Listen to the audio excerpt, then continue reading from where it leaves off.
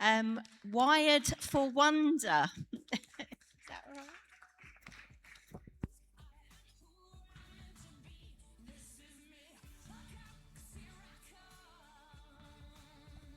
Hi, can you hear me? Hi. It's so wonderful to be here. I'm just going to put this on here. I hope I have my slides. So I've put some papers in the middle of the table. Before we start, a bit like what Mary did, I want you to write 3 attributes about your body that you like about yourself. Now, when you look at the paper, it's a sticker. So you take a sticker because we're going to stick it on ourselves. And 3 attributes about your body that you like about yourself. So I'm going to tell you about me as we're doing that. So I have one dimple here, just here. I don't know why I have just one dimple. I always wanted more than one dimple, but I like the dimple about me. I have a big nose. So my mom, when I was growing up, she used to say, why did you not take my nose? You took your father's nose. Your father has a huge nose, and you took his nose. Why could you not have taken my nose? And I wonder, how is it that I could choose whose nose I have, right? So I've embraced that, and I love my nose. I was recently watching the Michael Jackson movie. I don't know if any of you have seen it. And the dad commented about his nose. And it became a thing for him, actually. So much so that he got a nose job done. So it's really important, the things that we say to our children, because it does impact. But I love my nose. So the third thing is my height. Oh my goodness, my whole life they said, why are you so short? Even, I think most 11-year-olds in our church are taller than me, right? And that used to be a thing about being short. A bit like what Mary said, that you have to shrink, and you felt that being the short person in the room was such a deficiency. Number one, there's nothing I can do about my height. Number two, I can wear as many heels as I like, but still I am exactly who I am. So I've chosen to embrace that and say that I'm short but mighty. So certainly you can use certain attributes of your life that people have told you all your whole life that it's a negative thing, and turn it around. So I'll tell you my background. So I am a GP by profession. Been a GP for about 18 years. The next question is, oh, you look so young. A lot of the people I treat, I work in Tunbridge Wells. So there's not many people of color in Tunbridge Wells. And when I first got to the practice, it's a village. I was telling somebody about Pembury. Pembury is very, very English, classic village. And before me, they had 3 white male doctors for 30 years. And then I got there. Dr. Minkah. Ooh, she looks young. She's black. She's female. And she's short. And, at that point, you could feel intimidated by your patients and people who come in and say, oh, no, you're not meant to be in that space. Or you could turn it around and educate and empower. And I love this whole conference. That is what it's all about, the extraordinary you, discovering what makes you unique, what makes you special, and what makes you the one of a kind addition. I want to thank Mary so much for inviting me to speak here today, and the lovely Regal Ladies team. They're amazing because I sent my presentation very late, but they were so accommodating. So thank you everyone for having me. Can we go to the next slide, please? So I wear different hats. Yesterday I was in Heathrow Airport. So I have a private GP service called Restored Healthcare, where we go to different organizations doing health screening for them. I have a bus which goes to different areas, and we had this contract with Heathrow, and they've been changing the dates all along, and somehow it managed to match this week. So I was in Heathrow yesterday, and we were doing health screening for some of their employees there. And again, as always, you don't look the part, and my team are all quite, they're African or Indian or different ethnicities. So we were going through, we have airside and landside. I've learned so much about Heathrow in this last week. So in landside, you can do whatever you want. But when you go airside, you have to go through the security, a bit like when you're traveling. And we went through airside, and they took away my perfume. And I was so upset. I'm like, no, don't take my lovely perfume, because it was more than 100 mils. Apparently, this is what they go through the whole time. And so I had finished what I was doing airside, came back to landside to check, and we had to take some of the samples across to airside again. And this is blood samples, because we're doing blood testing for people. And the man stops me and says, no, you can't take blood. And normally I'm a very calm person. And in that moment where he was trying to take my samples away, I just manifested like an African woman. What are you talking about? You cannot take my blood. And everybody just stopped, looked at me like, who is this woman? I think all of us have a lioness in us. When we're pushed hard enough, we find that lioness.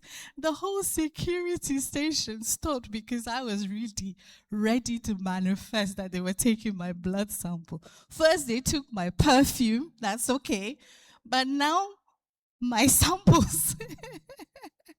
The man said, it's okay. You can go through. How many does that resonate to you? So for so often, we're just always trying to be whoever they think we should be, right? We're always trying to fit the mold, as Mary says. But today I want to talk about the medical things that makes us a wonder. So let me hear some things that you wrote on your bit of paper. Is anybody going to volunteer?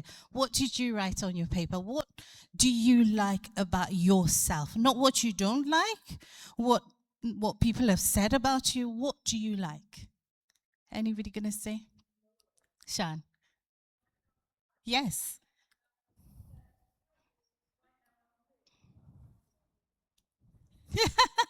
She said she's eccentric, and she loves that about her, because Sean, that is what's special and unique about you. Yes. Somebody else? I heard something here. Yes, ma'am. The shape of your face. The shape of your face. What do you like about the shape of your face? Because I can pull any hairstyle with the shape of my face, yeah. Wonderful. So that's why it's a sticker. I want you to put it here.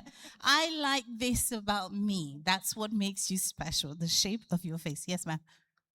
My natural hair. Her natural. Oh, yeah, you do have amazing hair. I'm jealous.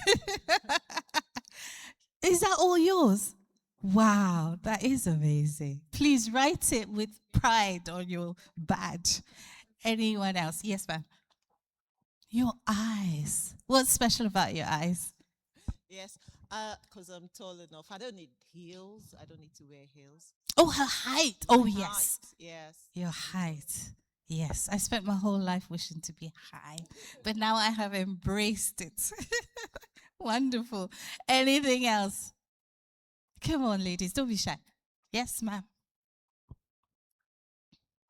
Your voice. Oh, oh, I love my voice because I've got a unique voice. When I'm somewhere and I'm talking, my friends will say, we know you are the one there. Oh, I love your voice too. Do you sing? Oh, it's wonderful. Write it with pride. This is what is unique about you. I'm a pastor's wife, and when obviously I didn't plan to be a pastor's wife. I always just wanted to be a doctor. I never wanted to be anything else but a doctor in my life. And I married my husband, who says, oh, I have a calling, so I want to start a church. I'm like, oh my gosh, that means I'm going to be a pastor's wife. I don't sing. You know, when I look at pastors' wives, they all seem so elegant. They all wear hats and they seem to glide, you know. And they have a massive Bible. Have you seen the proper pastor's wife? proper ones. They have a massive, beautiful Bible. They have a nice handbag, and they walk with, the Proverbs 31 woman kind of walk. Vicky is me. Because I'm a medic, I walk very fast. Wherever I'm going, I'm like in a hurry, like have to get somewhere. I don't sing. I'm like, how am I even going to be a pastor's wife? But I decided I'm just going to be me, the pastor's wife. So I may not be like any other pastor's wife and may not glide, but God makes it possible to be the best me that I can be. And, I enjoy being a pastor's wife. I enjoy leading the women with purpose.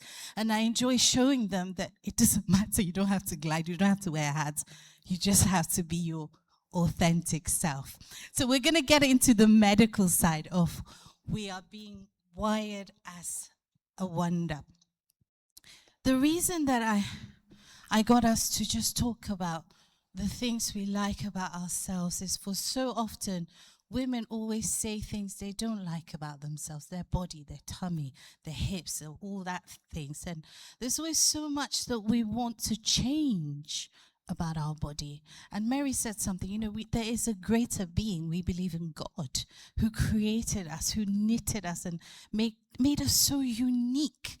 And who are we that we're trying to change it so that we fit an image that has been created by some human being? And at the end of today, I pray that we all embrace who we are and just enjoy the body that we've been given, because the body that we've been given is an amazing engine that we should, rather than trying to fix all the time. Yes, I talk about exercise. I talk about eating well. Rather than trying to always fix, that we enjoy this wonderful body that we've been given. So today I'm going to talk, next slide, please. So there's a verse in the Bible. It says, I praise you because I'm fearfully and wonderfully made. And, men always talk about the fearfully part, right? And I think yesterday at the security thing, the fearfully was coming out of me right there. The wonderfully was kind of gone, and the fearfully was coming out. And I always look at that verse. It says, fearfully and wonderfully made. There's no accidents. There's no mistakes about us, and there has to be a fearful part, right? Because that's the thing that makes us move. That's what's made you come this morning to this talk rather than be somewhere else, because we want to grow in our purpose and what we have been made to be. Next slide, please. So I'm going to talk about our brain, the female brain. The female brain is such an intricate part of the body. So we're going to talk about the brain, the heart. We're going to talk about hormones, where they say, oh, you're too emotional. The women, they have too many hormones, right?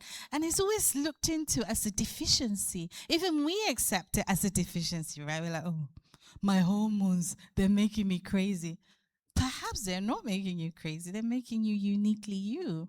And they're adding to who you were created to be. We're going to talk about the brain. Next slide.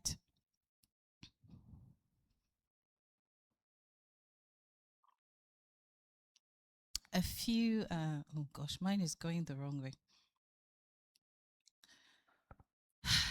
We have a lot of neurons. So we're talking about numbers and things like that. So in our brain are neurons. So they are nerves that transmit information through our brain. And we have billions of neurons that transmit information throughout. So as you're sitting here, you're processing all the information you're watching. Your body is just naturally doing it. You're not having to think about it. Your brain is processing all this information, and the information is being transmitted by something called synapses. So sometimes if we take medication or something happens, it can affect the travel of those neurons and the information. Next slide, please. And sometimes when people have strokes or injury to the brain, it can affect the neurons and it can affect the way we transmit information. But it's always so amazing to me because I see a stroke patient in the right after a stroke. So a stroke is a bleed or clot in the head, right? And then over time, you see something called neuroplasticity, which means the neurons is adapting, changing. So the part of your body that affects speech that's gone, it changes itself. It unwinds itself in a specific way. And it's always so interesting because you see somebody who can't talk very well and then they start learning again. So the brain has the capacity to relearn. I don't know if you've watched online, there's people who've had brain injuries, and there's a couple that I've been watching online. It's very poignant. I think the woman had some sort of accident, and the husband has been documenting their journey, and it's so poignant to see. She used to sing. She was like a worshiper in church, and then she had this injury, and she couldn't talk. She couldn't do anything. And when you look at her now, she's starting to talk. She's starting to do things, and that is something that God has allowed us to be able to do.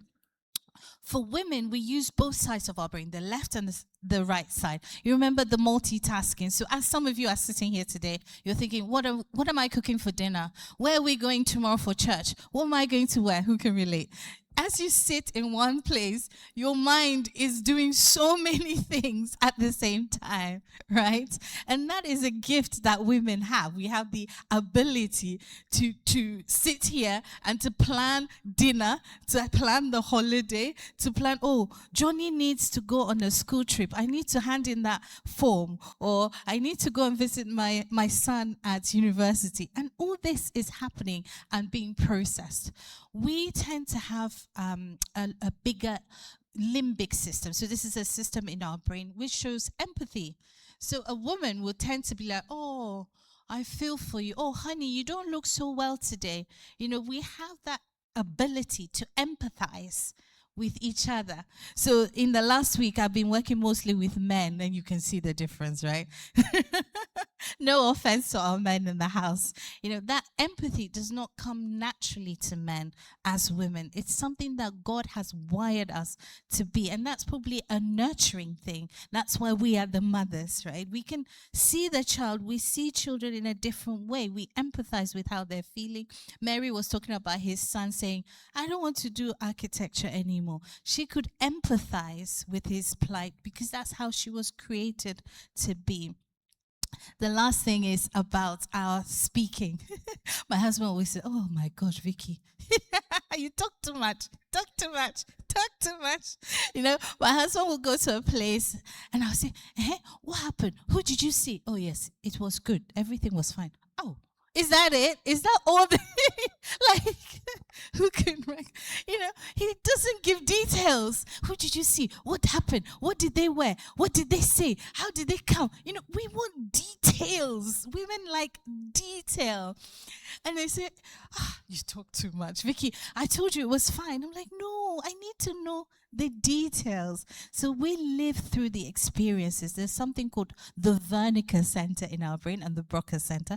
These are our speech centers. So traditionally, women would tend to talk more than men. So when you go home today, you say, it's not my fault. It's how God made my brain, please. Do not put me down. That was how I was created. See, when we understand how we're wired, we can appreciate these attributes rather than shut it down like, oh, you talk too much. And then you start feeling bad.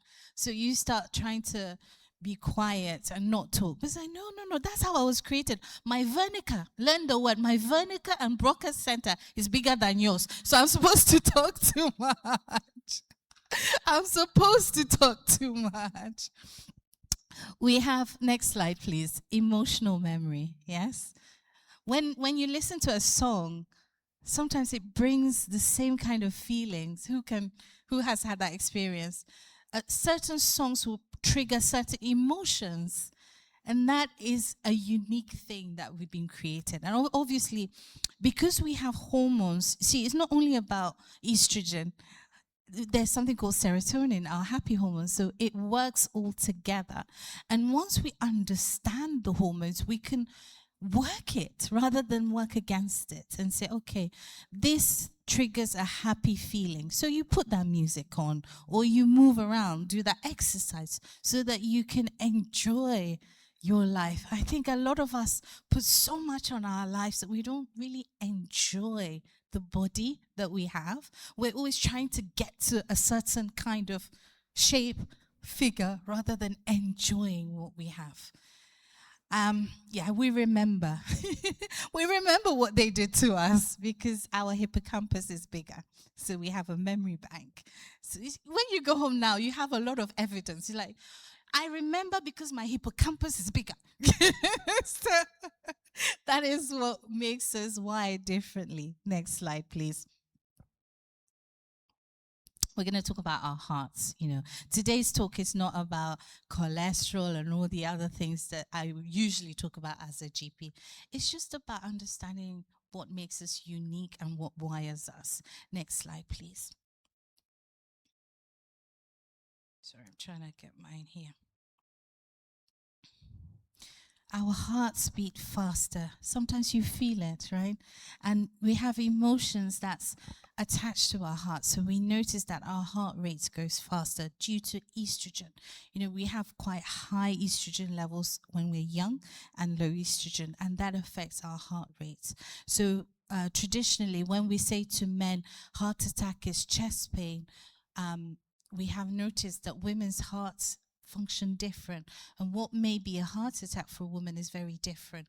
Unfortunately, medicine has traditionally always been a men environment, so things that we learn and things that we know about is often directed to men rather than women. Thankfully, we are getting more educated and aware and informed so that we know that when a woman is having a heart attack, how they present is different. Often it presents as heartburn, often it presents like shortness of breath, or often it presents like chest pain, back pain. So I had a woman once who had upper back pain radiating to the front. That's very different, and that's how her heart attack was presenting. So it's so important that you understand your heart, your whole body, so that you know, no, this is wrong. And often when you go to the doctor, they're like, no, you're just being anxious, you have anxiety. Please don't let anybody fob you off, because you do know your body. Yeah, you do. And if something is feeling abnormal, even if it doesn't match our textbooks, it's real. It's real to you. There's a lot of push now in the government about women's health, because for so long women were just told, you're anxious, you're being over zealous, you're too much. But they're understanding that women react to things slightly different to men. Next slide, please. Yeah. Hormones. Uniquely and fearfully made. It's like hormones is a bad thing. It's like, oh, women are so emotional. Have you heard that before? You're just being emotional. Sometimes people even say, take your emotions out of it. It's true, emotions can make us irrational sometimes. But hormones are good things. They are who we are. We can't change that. And over the years, we've been made to feel that when we are hormonal, it's a terrible thing. No, it's understanding the hormones, what is happening, what the cycle means. That's important. Get education about your cycle. Understand that, okay, at this point, I get a little bit irrational. What I need to do is maybe exercise or put on some music that makes me feel well. Once we know our cycles, we can work with our body better. We have estrogen, progesterone, and oxytocin. So oxytocin, often people hear about it in childbirth, but oxytocin is a natural hormone that helps us feel happy.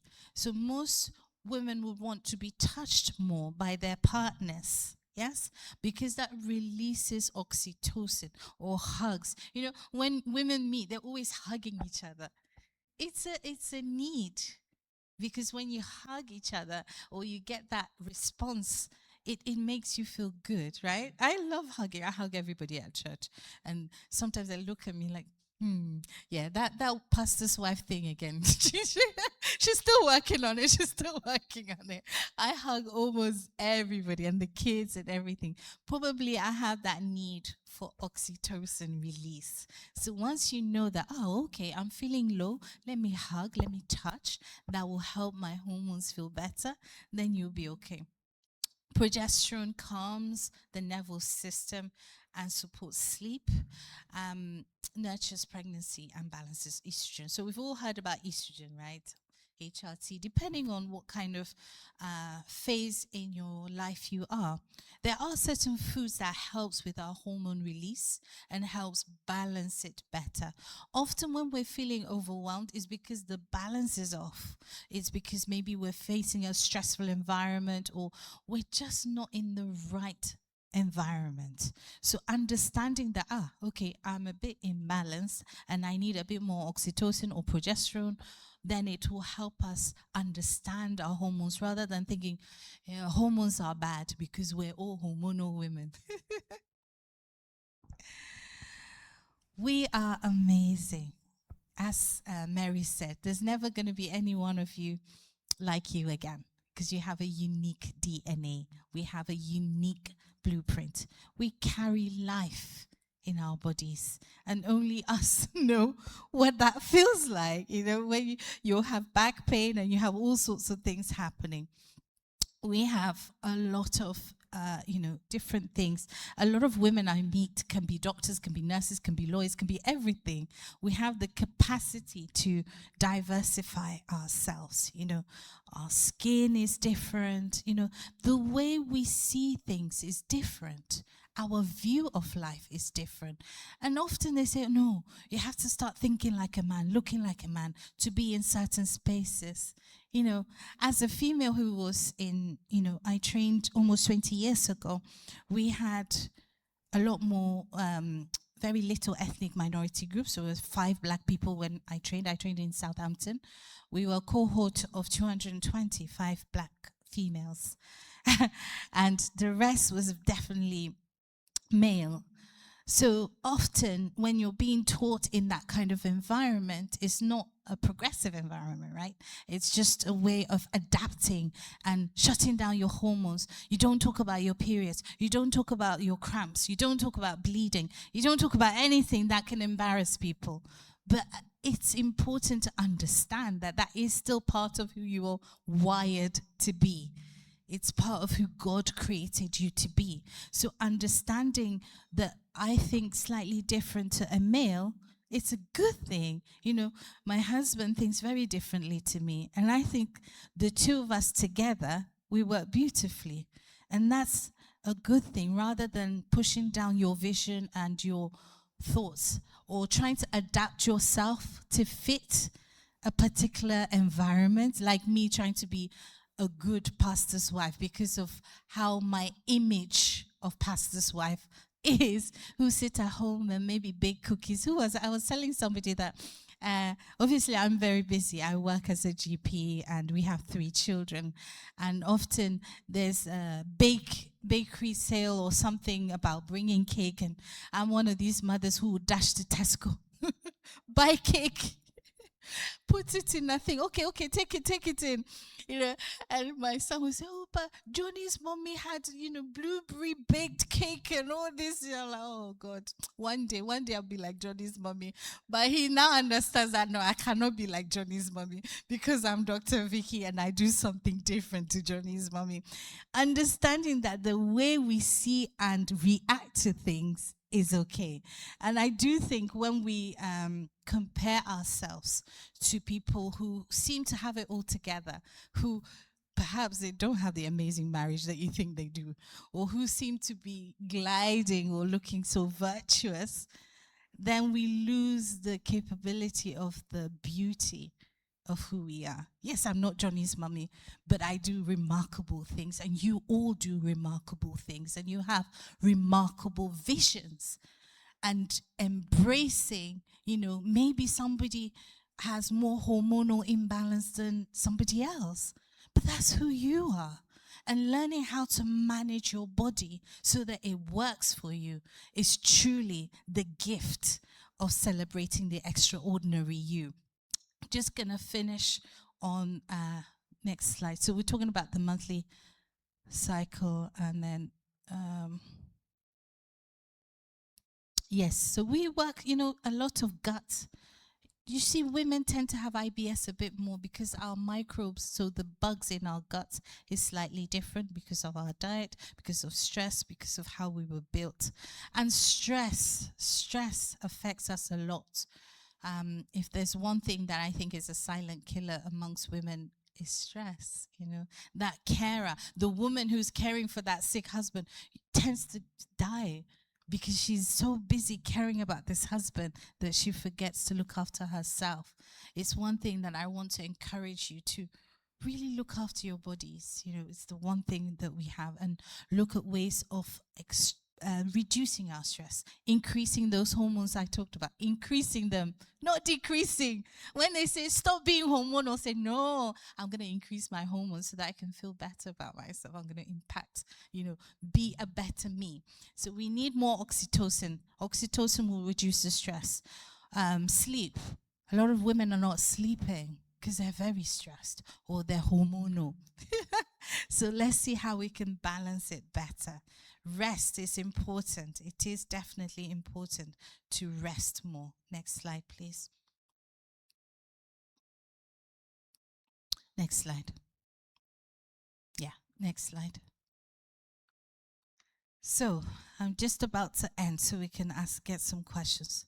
Move your body. We have Miss Yoyin in the house. She's amazing. She looks amazing. And her program is, I would definitely recommend it. She'll tell you more about herself when she comes up. But definitely movement increases the happy hormones. Nourish your body. Eat nice food. Eat nice food. I'm going to say it again. Eat nice food. We're always saving for somebody else. Eat nice food for you. I grew up in a Ghanaian community where you have to serve the man first, and then later you serve yourself the crumbs, the after bits. But no, I'm learning that it's good to nourish your body with the good things as well, okay? Nourish your body. Feed your mind with supplements, with books, with life teaching as Mary does. Feed your brain, because then those neurons will develop and the neuroplasticity will get better. Prioritize sleep. Who's sleeping well or not sleeping well? Are you sleeping well? Yay! Because sleep is one of those things. Two major things I see women about. We call it TATT. Tired all the time. It's actually a diagnosis. TATT. They learn to shorten it. Tired all the time. So find out why you're tired all the time and try and fix it. Prayer, meditation, vitamins, whatever you need. Know your body. Know your body. Yeah? It's not about dampen your body down. Understand your cycles. Okay, at this time of the month, I get a bit grumpy. Okay, let me see what I can do to help manage that.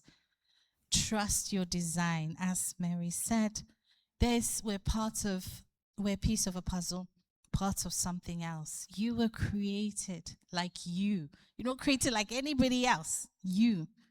Even if you're so-called emotional, that's how God created you.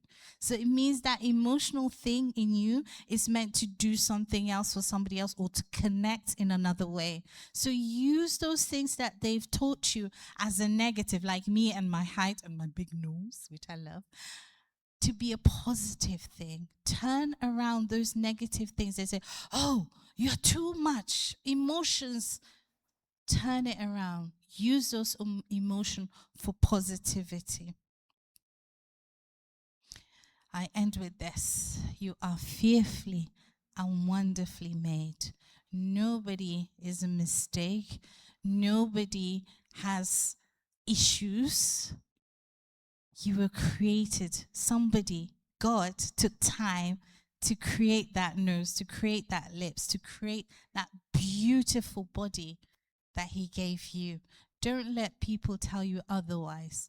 Carry your body with pride. Yes, I have still my baby bump, and the baby is now 10. I'm like, oh, I need to get rid of it. Yes, this was my thing that I always trying to hide. Don't hide it. Pride.